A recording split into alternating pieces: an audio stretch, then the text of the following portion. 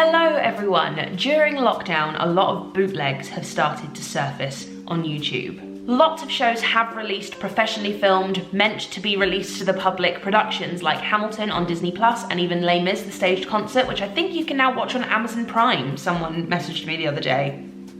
But for so many shows, professionally filmed versions just don't exist, and so fans turn to bootlegs, especially at a time like this where theatre just doesn't exist at all. If you want to hear my full, extensive, in detail opinion on bootlegs, then I will link to a video below that Oliver and I did a few million videos ago where we talk about just that. But today, a bootleg popped up into my recommended videos on YouTube. It was uploaded on the 8th of February 2020, so it only appeared this year, just before lockdown in fact. And I think it is the earliest video of me singing on my own in the professional production of Les Miserables. I say professional production because there are a few different versions of me singing on my own. In my bedroom, in a school hall, at an arts exhibition when I was like 17. But this is from on stage at the Queen's when I was actually playing the role. It was my first adult West End job. And Eponine as a role, I always describe her as the holy grail for me. It was the part that I'd wanted to play since I was so young, and getting to play her was like all my dreams coming true. And every night I walked on that stage, I felt like the luckiest girl on planet Earth. Like I could never quite believe my luck. Every moment in that show felt like a pinch me moment. And so this video is going to be a reaction video to this bootleg of me singing on my own from 2013, which is 7 years ago. 7 years doesn't sound like a huge amount, but considering I'm 27, which means I was 20 in this video, 20 to 27 is a big jump. I think even like 20 to 23 is a big jump. I think your early 20s are such formative years. They were for me anyway.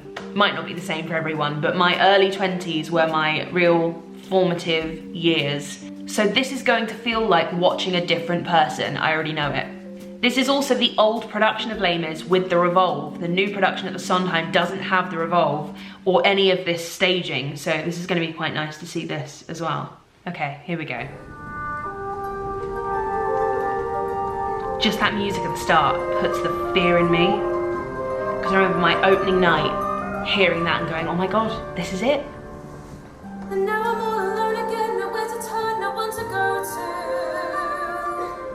Without a home, without a friend, without a face to say. You can see how dark the staging is, because you can't see anything around me at all. Now I can make believe he's here. Oh my god, my mic is so far down. My mic is so far down my head. We used to have such issues with the hat and the mic. I think I've told this story before, but I'll go ahead and tell it anyway. On my opening nights, we did the dress rehearsal in the afternoon and then the opening show in the evening. And in between, the designer, the costume and hair and makeup designer came to me and said, meet me upstairs in half an hour in the wigs room, we're gonna cut you in a fringe. And I was like, okay, fine. I was like, I'll just say yes and deal with this later. So they cut me in a fringe, and bear in mind my hair is pretty curly, wavy, and they cut it, and they cut it to like here, and then when it dried, it bounced up to like here, and it just stayed in curls. It didn't look like a proper fringe, it just stayed in perfect curls, so you could just still see forehead in between. And I still don't really know the real reason as to why they gave me a fringe.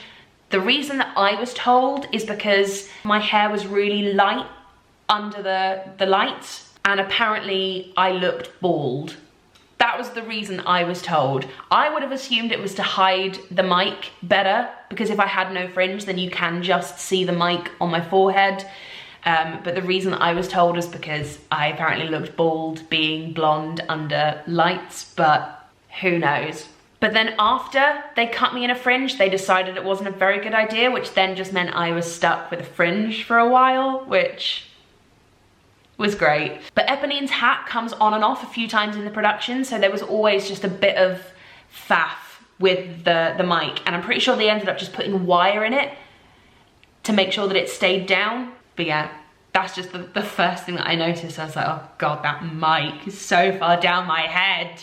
Sometimes I walk alone at night when everybody else is sleeping. My hair is so long. I think of him All the and I back. know the See, company this is me trying to like show off because I'm like, oh, walking backwards on the revolve. Oh, look at me.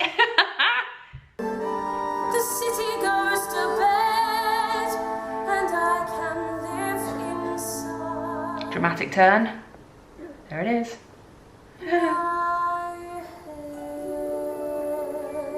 Oh, that was another thing. My head, not my head, which is what I kept doing in rehearsals, going, my head. And they were like, no, no, no, it's just 2 notes. My head. On my own, pretending he's beside me. Genuinely feels like I'm watching a different person. This might as well just not be me. With him till morning. Without him, I feel his arms around me. Feel? And when I Oh. lose my way, I close my eyes. It's so funny because I know I'm going to pick up on things that no one else hears because I'm me. If you watch videos of me from 2013 when I was 20 years old, my accent has changed a lot. And I think it's just been like the last 7 years of being in theatre and having diction sort of drummed into me. And feel. I don't know, it's just different. Feel his arms. If I sang it now, it'd be feel his arms around me. Feel his arms around me. Feel, feel. I say it weird, and it's definitely an accent thing. And he has found me in the rain. The pavement shines like So all the lights are misty in the river. In the darkness, the trees are full of starlight. So I find patterns in shows, especially in songs where I feel like I'm going to forget the lyrics. And this is quite funny to watch because I didn't realise I had started doing this so early on. So this was the pattern, stage right to the floor, that's where the pavement is. In the rain, the pavement shines like silver. Then suddenly you see the river with all of the lights in it. All the lights are misty in the river. Then you see a tree in the darkness, the trees are full of starlight. And all I see is him and me. And that was for some reason a part of the song where I just felt like I was gonna forget the words. And I just found this routine of being like, okay, so the pavement's there, there's the river, and then there are the trees. And it just stuck. And I felt like if I didn't do that, if I didn't look at those places at that time, I would just forget the words. So I think if you watch any performance of me singing on my own from playing Eponine, you will see that same thing. Pavement, river, trees. Every time. Darkness, the trees are full of starlight, and all I see is him and me forever and forever. Hat comes off. I know. Hat off, sorry. So unlike my little pattern for not forgetting my words, that was very much a me thing, there are certain moments in the show that are built into Eponine's character. I don't know so much anymore from like the new production, I'll have to talk to Shan. But from the old production, there are beats that every Eponine has to hit. So there's blocking, like the beginning, like moving against the revolve and walking, but the first beat that you have to hit is the, and the city goes to bed and I can live inside, turn my head. That's the first beat. The second beat is, and I know it's only in my mind. Doesn't have to be on the word no, but it has to be in that line because that's where she's like, oh, like the illusion shattered, where she's saying, I know that it's all me, I know that this dream is just a fantasy, I'm not an idiot. It has to be like frustration, hat off. And the other one is, I love him, and the run towards the front of the stage. That's the final little beat that every Eponine has to do. In my mind, that I'm talking to myself and not to him. And although I know that he is blind, still I say, oh, there's a way for us. I love him, but when the night is over, he is gone. The river's just a river. Without him, the world around me changes. Third beat, ready? Run.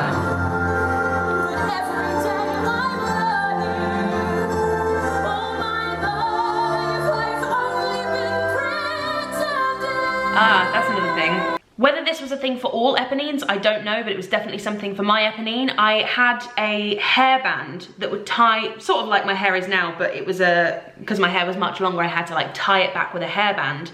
But to disguise the hairband when I took my hat off, they tied a little piece of blue ribbon to it. And it took me about 1.5 years before I asked someone, why does she have a piece of blue ribbon in her hair? Like, why wouldn't it be the same material as my skirt or my top or whatever? And what they had done very cleverly is taken a scrap of blue fabric from little Eponine's dress, who wears a gorgeous little floral blue dress. And they'd taken a scrap of that fabric and wrapped it around the hairband, which you can kind of see it in the back of my hair there. You'll definitely see it when I turn around if that's on this video. But it's just such a sweet idea that older Eponine had kept this one little bit of blue fabric, almost as like a keepsake from when life used to be good.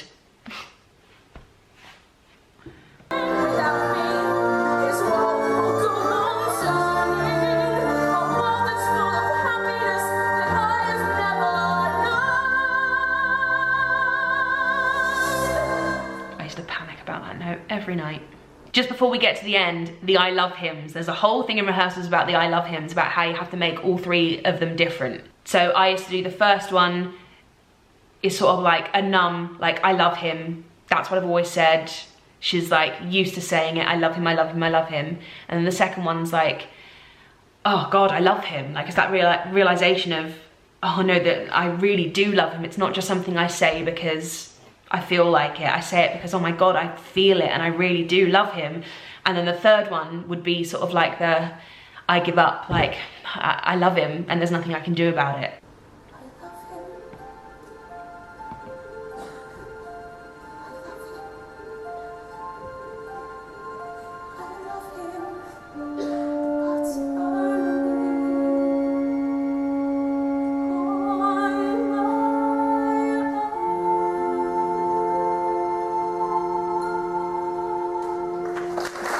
I was expecting that last note to sound far worse than it actually did, because I used to hate placing that because it's so like floaty, but after you've sung that massive note, your larynx is sort of like in a strange place. So there were some nights where I'd go, but only on my own,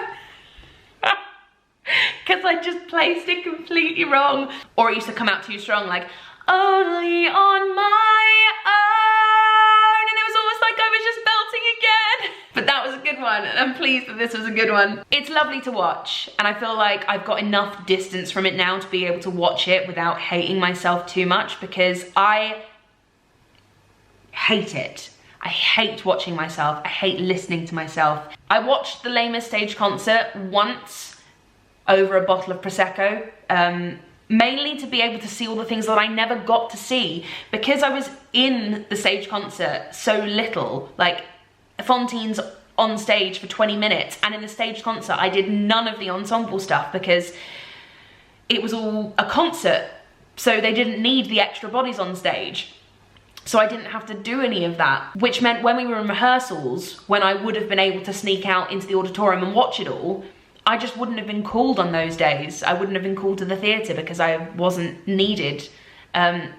So I watched it to see all of the bits that I never got to see, and to see all of the performances that I only ever heard over the tannoy. And the other reason I watched it was just to make 100% sure that I hadn't completely ballsed it up, but I am still not far enough away from the concert to be able to sit and watch it like that and not just tear myself to shreds when I see it. But yeah, watching that feels like watching a completely different person, because I look different. Like, you know, I've cut all my hair off, I've put on weight since then. I am now, I don't know, I feel like less of a teenager. Watching that, I still feel like I'm watching my teenage self, whereas now I feel sort of like a woman. I feel grown up, I feel much more mature in every sense. So it feels like watching a different person. And also it feels like a lifetime ago. It was a lifetime ago. But this is the dilemma with bootlegs. It's really frustrating when you see someone recording when you're stood on stage, but then when you get to watch snippets of your life and your performances from 7 years ago. It's really nice. It's really, really lovely. So, swings and roundabouts. Thank you for watching, and I will see you tomorrow. Bye.